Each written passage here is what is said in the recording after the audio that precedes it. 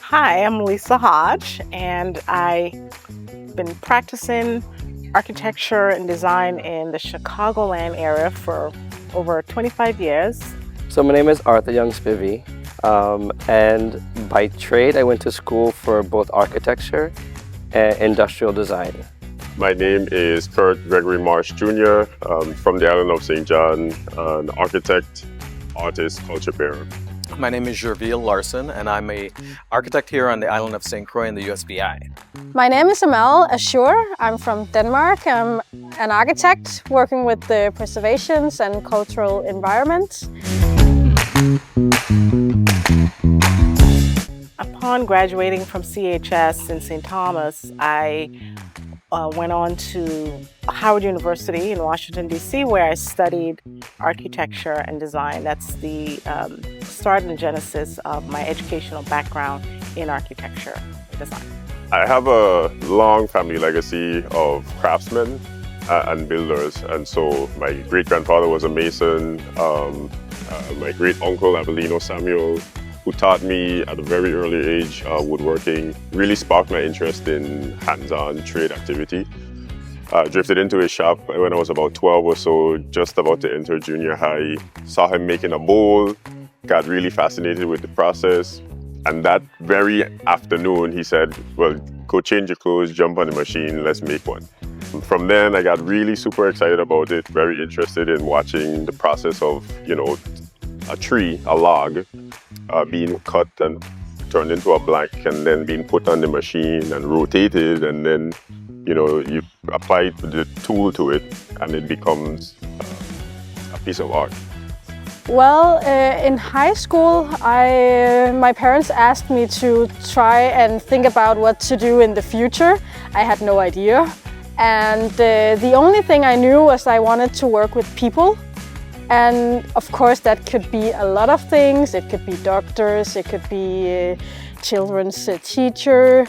But then I found this mix of technical math and architecture, and I knew I would work with the people, and to work with people you have to get involved with the cultural environment. So when I first saw that education of architecture and design and be able to combine it with working with people, I just knew I found what I was supposed to do. Locally, I did parochial schools until I went to St. Dunstan's and did an early admissions program at CVI, and then I left there to go to an architectural program at Cornell in Ithaca, New York.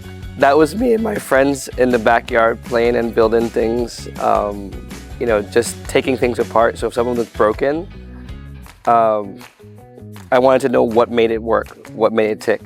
So a lot of times I'm pulling things apart and I have no idea what any of the electronic components are, but I'm trying to wiggle things around and fix it. But that was kind of born of the nature of just always liking to make things with my hands, to kind of figure out how structurally things should go together to build larger things. So even as a kid, playing with Legos or Lincoln Logs or erector sets or electronic components, I was always building things to create components for experimental and both in the box solutions.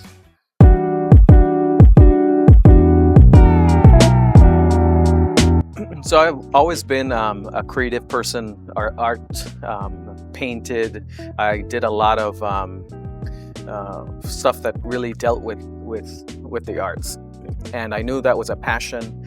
And I also was pretty good scholastically, so I figured out a profession that might sort of blend those different traits and skill sets is architecture. And then I decided that's what I wanted to do. I got into junior high, took his classes because he was teaching at Julius Sprouse School at St. John. He went from a basic level in the 6th grade to the 8th grade. It was advanced. We went from making, spoon and cutting board in 6th grade and clocks to tables and chairs in 8th grade. And then I took my first drafting class with him as well. And I drafted a house by hand. It was a triangle, really weird shape. And I got I was really intrigued by the idea that I was able to design a space that I had never seen before. because I've never seen a triangular house on St. John. And so I said to myself, well, this is cool. Where can I take this? And so that kind of was like the catalyst of, working with my hands with wood and raw material, and then moving into something a little more sophisticated in the form of, drafting the art that we occupy, right? Because that's what architecture is. It's large-scale 3D art, so to speak.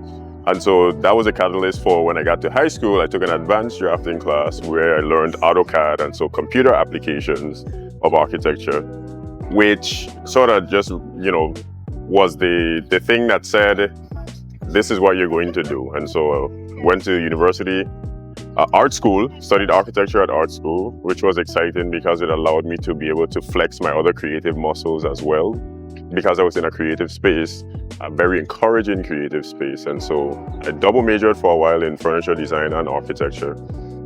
Dropped the double major because architecture school is intense. So I just had a furniture minor. And then there I was really able to explore, expanding on what I had learned from 12 to now I'm in university at 18. So the last 6 years at that point of cultivation and development of very tactile, hands-on applications, to now I'm at the university where I have access to, lots of really exciting fabrication methods and materials and techniques and tools.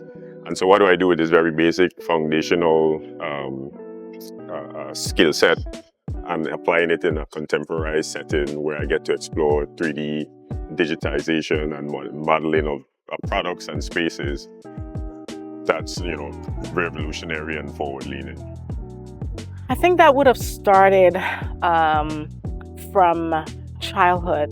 As a little girl in St. Thomas growing up, I was always interested in taking any materials around the house, the yard, and carving them out, even from simple, cardboard boxes or any kind of wood, that I would find, outside, and I would create, structured environment, starting from a home, and even just making doll houses. And that's where my passion for building design really started. And in high school, when I started thinking about career options, as a matter of fact, talking to guidance counselor, I was told not to go into the architectural field because that's a male-dominated field. However, I continued on and pursued it, and actually I've incorporated interior architecture also as an interest in a specialty area as well. And it evolved from there. Growing in the architectural field, practicing in Chicago, I've had opportunities where I've been able to marry architecture and interiors as a whole. That was actually quite late. I think I was a senior in high school, and we had this weekend where we could go off to different university educations. And prior to that, I just found out that there was this education in Aalborg, Denmark, and I tried it out, and then it just seemed perfect. And then I found the renovation studio in the Aarhus School of Architecture, so I knew I would eventually combine those two educations. So that came quite naturally. I actually didn't know what industrial design was until I got to college. I knew that I liked building things, and so my initial research, and back then we didn't have internet, so you're looking through the books, you're looking, maybe talk to friends, but I never did a college tour, and that's one of the things I kind of regret. But at the same time, I don't regret the decision of where I went to school, because I went to Pratt Institute in Brooklyn, and I started doing architecture, and the designs and the ways I was exploring, I was making buildings that are kind of like today.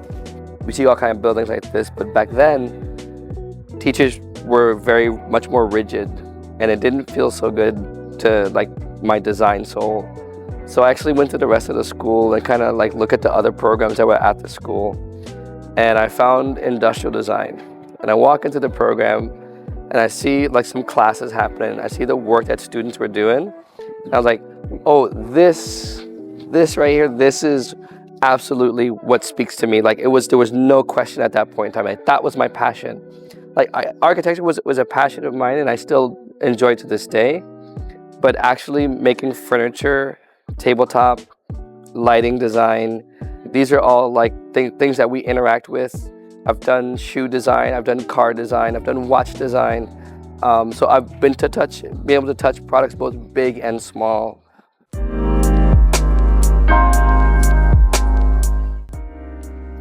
I think every student should know that you can literally do whatever you want, because it always takes a person. Everything else is secondary.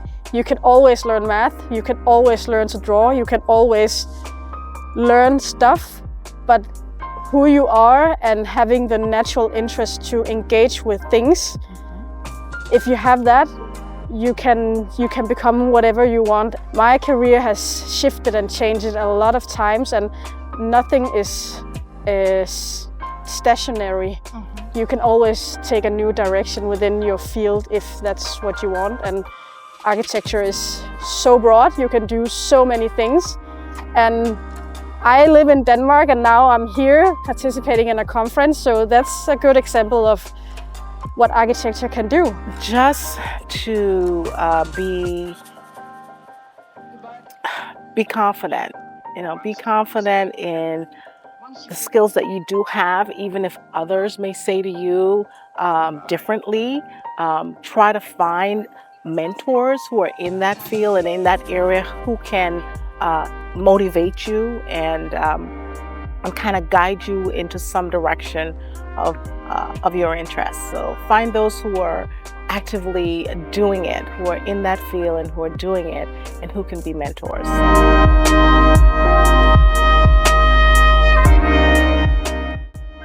For too long, the history of our built spaces in the Virgin Islands has been the history of the Danish colonial exercise. And so it focuses on the empire and how the empire came into this space and mapped out cities and towns and developed it. But it doesn't really give the credence I think is deserved to the people who built the space. And the people who built the space were our ancestors. It was the enslaved Africans that were brought here to participate in the slavery exercise unwillingly. And so I think it's important for us as Virgin Islanders and as descendants of that legacy to understand that this is not just Danish colonial heritage, this is our heritage. And the way we appreciate that is by understanding what that means as a component of our legacy in this space, and understanding and appreciating that history and that legacy, but beyond understanding and appreciating it, carrying it with us, And so how do we do that? We do that by learning about it. We understand the history from a deeply forensic research level, but then we also learn what it took in many instances to bring these spaces to life. What does it mean to apply lime wash to a structure? What does it mean to understand how a timber frame sits together? What does it mean to look at a small cottage versus, a massive 3-story commercial building, warehouse building? What are the dynamics of those two spaces? The cottage, in most cases, belonged to one of us from the onset, right? One of our ancestors. The warehouse building belonged to someone who that person might have worked for. But what are the dynamics of those spaces? What are the dynamics of the people who developed them? And what are the legacies of those spaces now? In many instances, we got to a point where our ancestors were able to purchase and occupy some of these big, beautiful structures, right? And we look at them now, and a lot of people don't understand that they are directly connected to the histories of those spaces. And so all of that's a really critical component of the idea that we have to protect who we are. And we do that by protecting and understanding and contemporizing our legacy. And that way we could carry it forward. So I've been coming back home since I left from high school. I've been coming back home almost every year. But it wasn't until maybe the late 90s, early 2000s that I really started to come back with a purpose to engage the youth about what can happen leaving the island. And not that to leave the island and not come back, is to leave the island with a purpose to gain knowledge and skills that may not be here. So awareness, because had someone told me in high school what industrial design was, I would have gone directly to that.